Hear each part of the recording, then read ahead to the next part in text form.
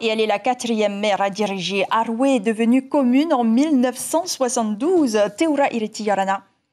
Merci d'être sur Polynésie la première ce soir. 71,59%. Est-ce que vous vous attendiez à un tel score? Avant, je voudrais bien remercier, je profite de l'occasion, tous les électeurs de Aroué qui se sont déplacés hier, notamment les 2737 qui ont mis leur confiance en Aroué à Papaoa. Merci aussi à nos adversaires qui, eux aussi, comme nous, on a mené une campagne intense. Merci à Léo Maré pour Tapura Aroué. Merci aussi à Tepuanuisno pour Yaura Aroué. Et ensemble, au sein du conseil municipal, j'espère vraiment qu'ils soient des représentants, des conseillers vigilants, certes, mais aussi constructifs. Mais en tout cas, vous êtes prête à travailler avec cette opposition qui est finalement minoritaire. 3 sièges pour Léo Maré, 1 siège pour Tepuanuisno. Nous avons toujours été ouverts depuis 2020. Et 2020, lorsque Aroué a formulé sa demande, sa volonté de changer et a confirmé donc aujourd'hui, Aroué Papaoa a toujours été ouvert. D'ailleurs, rappelez-vous, nous avons donc ouvert les commissions de travail. Seul M. Tepuanuisno est venu. J'espère qu'aujourd'hui, Tapura Aroué aussi pourra participer activement donc à nos réflexions. Alors, vous l'avez entendu, il y a tout de même une épée de Damoclès qui plane au-dessus de votre liste. Le volet pénal de l'affaire des procurations n'est pas encore terminé. Comment est-ce que vous envisagez l'avenir? Vous savez, en 2020, lorsque cette plainte est tombée, le mot d'ordre était de dire « laissons la justice faire son travail ». Nous, on est très sereins, mais par contre, commençons à travailler. C'est pas ça qui va nous empêcher donc à travailler. Et aujourd'hui, c'est le même slogan, continuons. Nous avons commencé, continuons notre travail. Nous avons tout le mandat aujourd'hui, donc il faut absolument que beaucoup de sujets puissent aboutir. Et nous allons parler des sujets juste après ce reportage, puisque cette victoire n'a pas réellement surpris les habitants de la ville, à en croire ce reportage de David Chang et Hiro Terorotua. La victoire de Aroué à Papaoa, c'était une victoire sans concession dans les urnes hier soir et aussi dans les rues de Aroué ce matin. Le résultat n'a rien d'étonnant pour la plupart des passants. Tout le monde disait que ça allait être elle, donc. En gros, on savait déjà qu'il allait passer plus ou moins. Une femme, elle peut prévoir tout, ce qui se passe entre nous, les mamans, dans chaque foyer. Une victoire qui découle du travail fourni par la mairesse durant sa première année de mandat. Ma sœur, elle travaille à Aroué, elle m'a dit déjà que sa personnalité à elle, c'est quelqu'un de très convivial, très généreuse. Voilà, donc je pense que ça fait la différence avec les autres.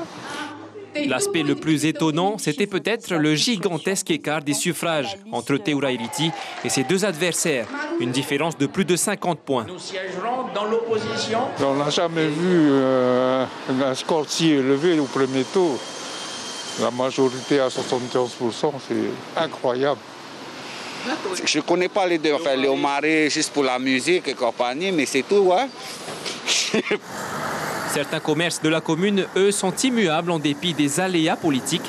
Ce magasin, par exemple, existe depuis 1971. Des conseils municipaux, il en a vu s'enchaîner. On a toujours notre clientèle pour le magasin. Et Teura, elle vient souvent chez nous pour acheter la pâtisserie, le pain, la pâtisserie, tout. Mais ça ne change pas.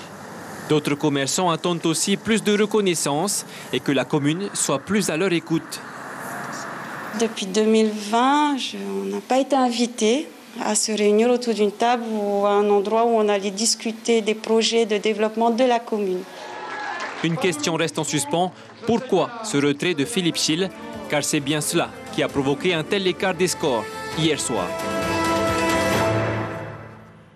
À Tavana, nous venons d'entendre cette commerçante de la ville de Aroué. Qu'est-ce que vous lui répondez? Oui, je dirais plus, j'aime ces petites douceurs aussi. On a besoin de petites douceurs pour donc apporter encore beaucoup de joie dans la journée. Voilà. Donc, effectivement, je vais assez souvent pour aller chercher quelques petits croissants. Et donc, de la commerçante qui affirme ne jamais avoir été invitée pour parler des projets de développement de la ville. Tout à fait, puisque concernant le site militaire, qui sera vraiment un grand projet projet sur Aroué qui va donner vraiment de la vie et de l'emploi, nous avons commencé à mettre en place un séminaire entre élus. Ensuite, nous allons inviter bien sûr les associations, les entreprises pour après donc mettre un point final sur qu'est-ce qu'on veut vraiment mettre sur ce site et enfin retourner devant la population pour leur présenter ce projet pour qu'elle puisse valider et ensuite mettre en activité. Ce sera donc un travail collaboratif, mais ça va se faire sur combien de temps? Vous savez, c'est un très grand projet.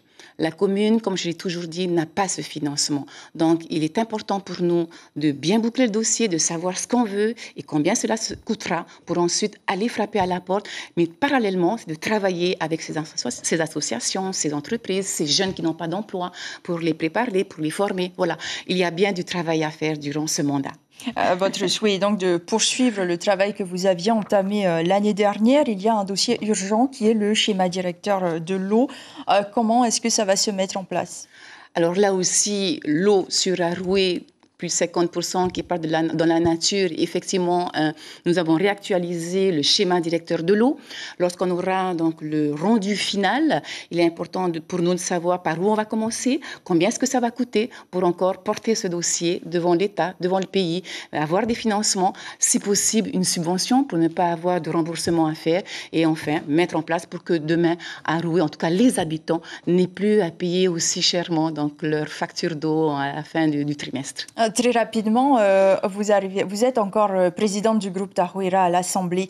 Il était reproché à Philippe Chil de ne pas être présent à la commune parce qu'il était aussi représentant à l'Assemblée. Vous, est-ce que ce sera le cas aussi? Et surtout, les territoriales, c'est en 2023. Est-ce que vous allez vous représenter avec le Amouiteira? Alors tout d'abord, pendant les 16 mois passés, j'étais donc aux commandes de la commune, très active, mais j'étais aussi présente dans les réunions à l'Assemblée en tant que présidente de groupe, dans les séances plénières, dans les commissions de travail, au niveau du bureau aussi de l'Assemblée. Voilà, ce qui n'empêche pas, c'est une question d'organisation.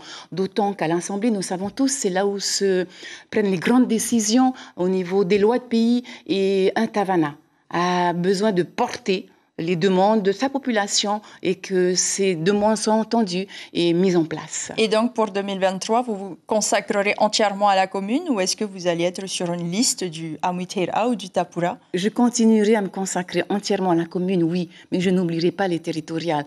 Là, pendant quelques temps, je vais réunir mes amis, les élus du Taouira Huratira à l'Assemblée, que je remercie d'ailleurs parce que nous avons continué à nous souder, à garder ce groupe, parce qu'un groupe à l'Assemblée, c'est 7 élus.